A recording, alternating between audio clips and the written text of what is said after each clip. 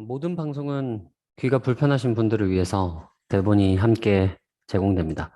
혼자 진행하는 방송이라서 부족한 부분이 있습니다. 이해 부탁드리겠습니다. 제주 청년들을 위한 책 읽는 방송 독서하는 금요일입니다.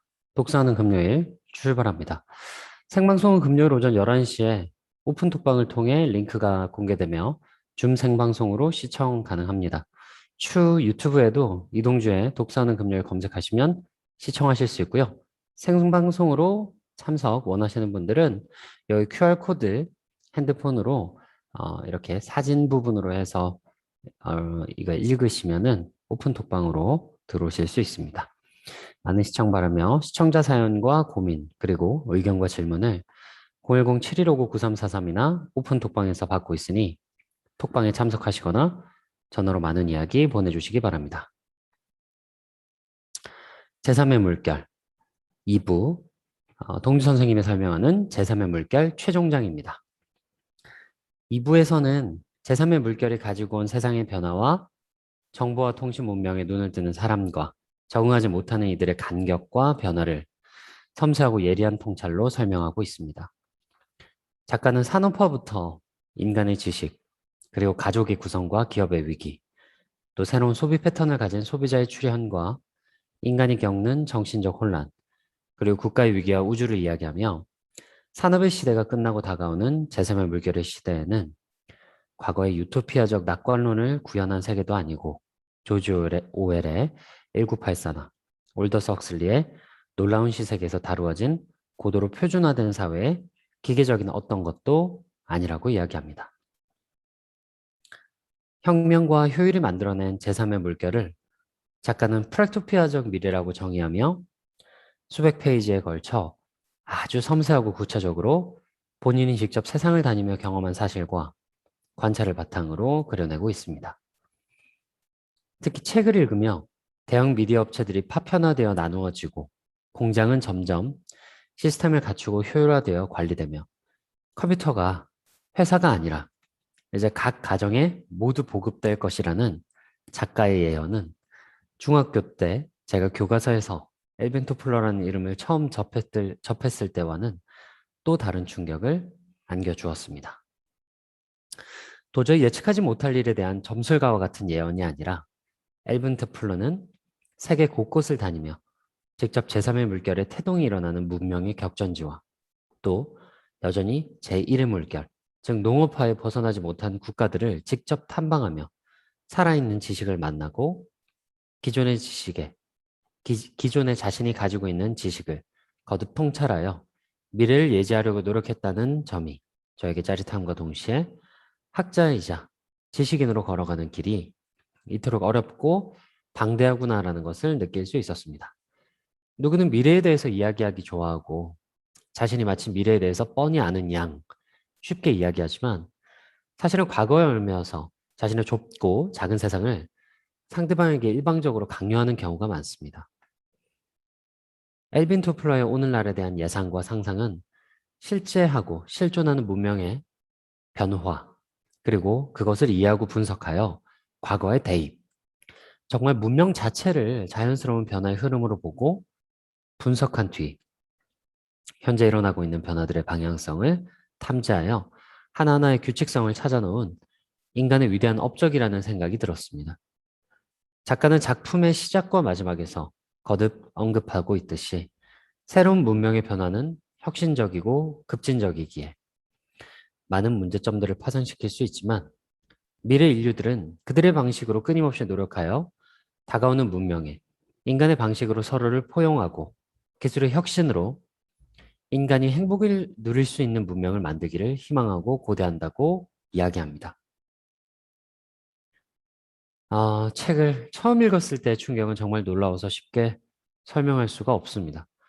우리는 아인슈타인 같은 천재들의 발상이나 생각에 놀랄 때가 많은데 저는 엘빈 토플러는 정말 성실하고 부지런한 천재였구나 라는 생각을 많이 했습니다. 물론 뛰어난 그의 지성도 저서를 집필하는데 꼭 필요한 능력이었겠지만 번역서를 기준으로 총 624페이지 그리고 총 28장을 통해 다루어지는 인류의 문명에 대한 그의 통찰은 하나하나가 정말 단단한 근거와 정확한 이론들을 바탕으로 이루어져 있기에 그가 이 책을 집필하는데 기울인 노력이 얼마나 대단했을지를 느끼게 합니다. 문명에 대한 이해를 바탕으로 후손들이 만나게 될 미래를 정확하고 섬세하게 예측하고 그려주고 있는 책. 이쯤에서 우리는 왜 작가가 이 책을 쓰게 되었는지를 고민하게 됩니다. 그의 글을 처음 읽었던 건 중학교 사회교과서 아니었을 겁니다. 사실 글이라고 이야기하기도 조금 부끄러운 짧은 언급을 읽었던 걸 제가 처음 엘벤토프로를 접했던 기억으로 회상하는데요. 정확한 내용은 기억나지 않지만 초등학생은 우리 세대가 앞으로 겪어갈 미래에 대한 우려와 경고를 어떤 학자가 미리 해주었었다는 내용이었습니다. 조금 나아가 제가 30대의 눈으로 이 책을 꼼꼼하게 읽어보니까 마치 어린아이가 걸음마를 뗄 때 부모님께서 곁을 지키며 옳은 길을 인도해 주듯이 작가는 당대 최고의 지식인 중 한 명으로서 그리고 학자로서 소명과 책임감을 가지고 후손들이 한 번도 겪어보지 못한 제3의 문명에서 제2의 물결의 선조들이 이루지 못한 좀 더 정신적으로 성숙한 문명적 혁신을 후손들이 만나고 만들어갈 수 있도록 이 책을 집필하고 남겼으리라 생각하게 되었습니다. 예리하고 섬세한 사회 통찰로 가득 찬 이 책이 가끔은 따뜻하게 느껴진 이유도 책의 많은 부분들이 미래에 일어날 일들에 대한 경고와 안내글이었기 때문일 것입니다. 2021년 오늘을 사는 저희들을 보고 엘빈 토플러는 무슨 생각을 했을까요? 작가는 우리가 더 이상 지구를 파먹는 에너지에서 벗어나 지구와 공존하는 삶을 살기를 희망했고 미래 인류, 즉 오늘날을 사는 저희들이 종교와 국가적 갈등에서 벗어나 모두가 통합하는 시대가 될 수 있을 것이라고 예언했습니다. 그가 어쩌면 진정 기대했던 미래의 모습은 위쪽에 제가 언급했던 부분이었을 텐데 그만큼 우리는 작가의 기대를 충족하는 문명을 만들어 왔을까요? 제4의 물결을 우주와 바이오 혁명으로 규정한다면 오늘날의 우리는 제3의 물결에 노을에 있습니다. 새로운 문명에 변하기에는 수많은 인류의 죽음과 불평등, 그리고 물질의 양극화가 실존하고 있습니다. 발전된 문명으로 가는 길은 멀고도 험합니다.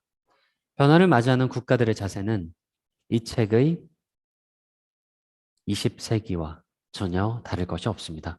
여전히 1등이 되려 하고 패배자들이 겪어야 하는 통증에는 아무런 관심이 없는 승자 독식의 세계는 지금 문명의 파멸을 가지고 올 뿐입니다. 탄소 중립의 시대에 이 탄소 중립이라는 것을 무역의 갑질 도구로 이용해 다른 국가를 압박하고 있는 중국.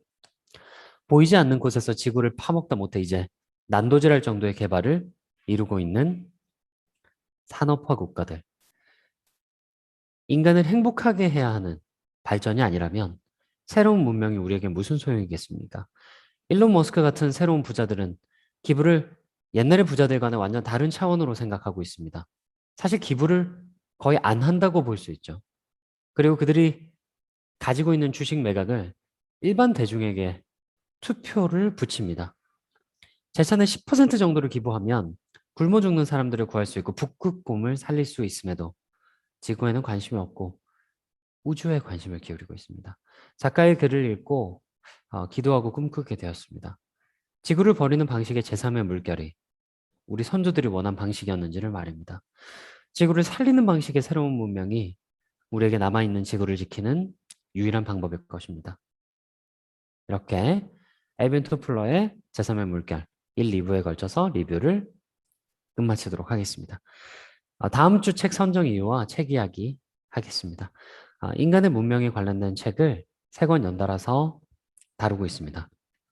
문명 그 자체에 대한 이야기를 조금 우리가 알고 싶어서 유발 하라리의 사피엔스와 엘빈 토플러의 제3의 물결을 통해 지난 시간 동안 이야기를 나누어 보았고요.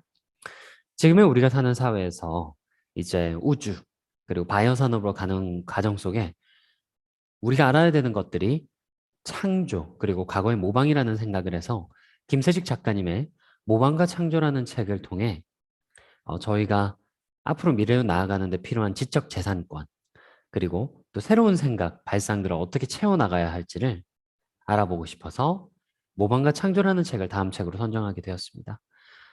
인간과 그리고 문명, 그리고 앞으로 우리가 만나게 될 미래 세대에 대한 통찰을 저희가 세 권의 책을 통해 알아보는 시간, 그 마지막 책, 다 함께 책을 한번 읽어주시고 함께 해주시면 감사하겠습니다. 2주 뒤에 저희는 다시 뵙도록 하겠습니다. 제주 모든 청년들이 편안하게 책을 읽는 그날까지 화이팅입니다. 화이팅. 생방송으로 함께 해준 승호 씨, 수환 씨 진심으로 감사하고요. 저희 또 다음 시간에 뵙도록 하겠고 또 생방송으로도 저희가 진행을 하지만 저한테 별도로 문의하시면 현장에서 직접 또 소통하면서 방송도 진행할 수 있으니까요. 저희 또 토이크 더 학원에 오시면은 저희 같이 만나면서 공개 방송도 진행하니까 혹시 뭐 참석 원하시면 언제든지 카톡으로 문의 주시기 바랍니다. 함께 해주신 모든 여러분 진심으로 감사합니다. 저희는 2주 뒤에 뵙겠습니다. 고맙습니다.